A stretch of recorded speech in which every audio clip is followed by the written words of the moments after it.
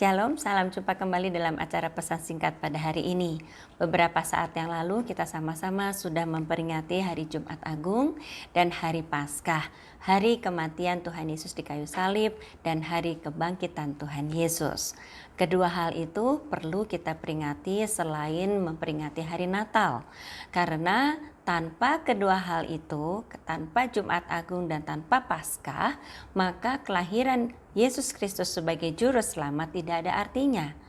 Oleh sebab itu, kematiannya di kayu salib dan kebangkitannya dari kematian patut kita peringati supaya kita betul-betul yakin dan kita mengingat kembali bahwa Tuhan Yesus sudah menebus segala dosa kita.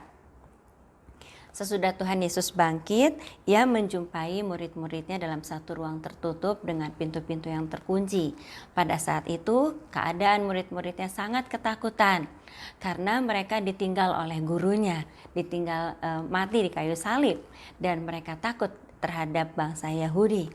Tiba-tiba Tuhan Yesus hadir di tengah-tengah mereka dan menyampaikan salam damai sejahtera kepada mereka semua. Keadaan itu kalau kita perhatikan ketika Tuhan Yesus mati, dilihat dari apa yang dicatat di Alkitab, murid-muridnya semua menjadi takut. Murid-muridnya mengalami syok sehingga lupa bahwa Tuhan Yesus pernah berpesan kepada murid-muridnya bahwa ia akan bangkit. Mari kita baca ayatnya. Matius 26 ayat 31 sampai 33. Sesudah menyanyikan nyanyian pujian, pergilah Yesus dan murid-muridnya ke Bukit Zaitun. Maka berkatalah Yesus kepada mereka, "Malam ini kamu semua akan tergoncang imanmu karena aku. Sebab ada tertulis, aku akan membunuh gembala dan kawanan domba itu akan tercerai-berai. Akan tetapi sesudah aku bangkit, aku akan mendahului kamu ke Galilea." Ayat di atas adalah perkataan Yesus Kristus sebelum mati di kayu salib.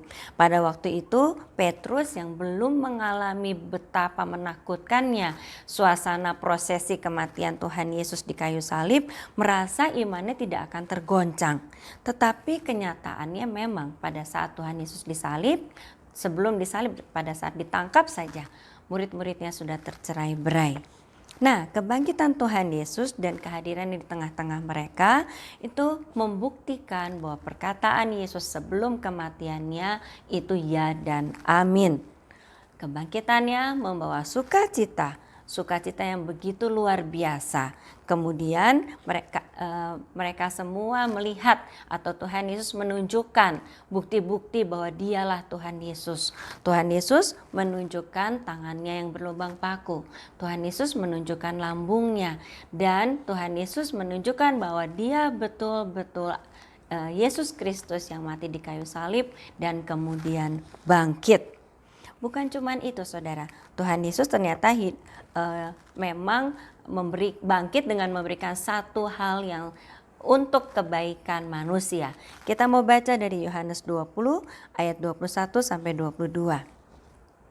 Maka kata Yesus sekali lagi, "Damai sejahtera bagi kamu, sama seperti Bapa mengutus aku, demikian juga sekarang aku mengutus kamu." Dan sesudah berkata demikian, ia menggembusi mereka dan berkata, "Terimalah Roh Kudus." Jadi saudara, setelah mereka semua percaya akan kebangkitannya karena bukti lubang paku di tangan dan di lambung Tuhan Yesus, baru sekali lagi Tuhan Yesus memberkati mereka dengan damai sejahtera yang diberikan dan juga menghidupi kembali roh mereka yang mati karena dosa dengan menghembuskan Roh Kudus. Roh Kudus di sini adalah Roh Allah yang dihembuskan seperti waktu Allah Bapa menghembuskan rohnya ke dalam Adam. Nah, ketika menciptakan Adam, sehingga Roh Kudus yang ada di sini punya pengertian memberi satu kehidupan, roh yang menghidupkan. Sehingga setiap orang yang percaya bahwa Yesus Kristus adalah Tuhan dan Juru Selamatnya, bahwa Yesus Kristus telah mati dan bangkit di kayu salib, dan setiap orang yang menerima Dia sebagai Juru Selamat dalam kehidupannya, otomatis akan mendapatkan roh yang menghidupkan itu. Artinya lahir baru, saudara. Artinya menjadi ciptaan yang baru. Nah, saudara, pada masa sulit seperti sekarang, di mana kita tahu ya kehidupan masyarakat pada saat pandemi ini khususnya ditambah dengan rupa-rupa bencana alam, juga kondisi keamanan politik di beberapa negara yang tergoncang, lalu juga berbagai bencana alam yang disampaikan melalui sosial media, melalui Facebook, melalui Instagram, membuat kita bisa ketakutan. Rasa takut itu bisa membawa kita syok dan kita lupa bahwa kita ini sebetulnya adalah anak-anak Tuhan. Orang-orang yang beriman kepada Tuhan Yesus, yang sudah ditebus oleh Tuhan Yesus, semua dosanya sudah disucikan dan dijadikan anak Allah, sehingga kita mempunyai roh yang baru. Kita menjadi ciptaan yang baru, kita bisa berkomunikasi langsung dengan Bapa kita di surga. Tekanan demi tekanan dalam kehidupan bisa membuat kita lupa akan hal ini, bahwa kita punya seorang Bapa di surga yang sanggup melakukan banyak perkara, sanggup menolong, sanggup memulihkan kita. Oleh sebab itu, pada kesempatan yang baik ini saya ingin mengingatkan kita kembali. Jangan sampai kita ini terpuruk karena masalah demi masalah. Walaupun kita ada di dalam dunia ini, dunia yang penuh dengan masalah, tetapi kita ini dikhususkan kehidupannya. Sehingga saudara, mari pertebal persekutuan kita dengan Tuhan Yesus. Pertebal ibadah kita, perbanyak ibadah kita.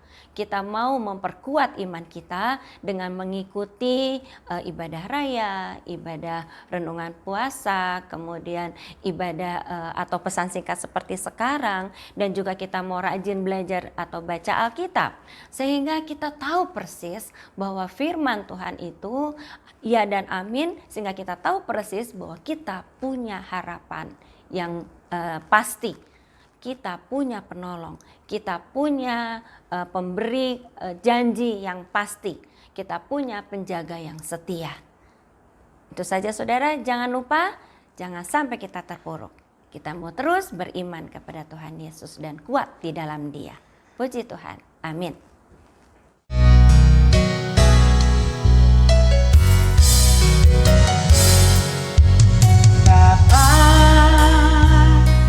Besar sungguh kasih setiamu, nyata sungguh perlindunganmu, tak satu kuasa mampu pisahkan aku dari kasih-Mu. Bapa, ajarku selalu hormati-Mu, ajarku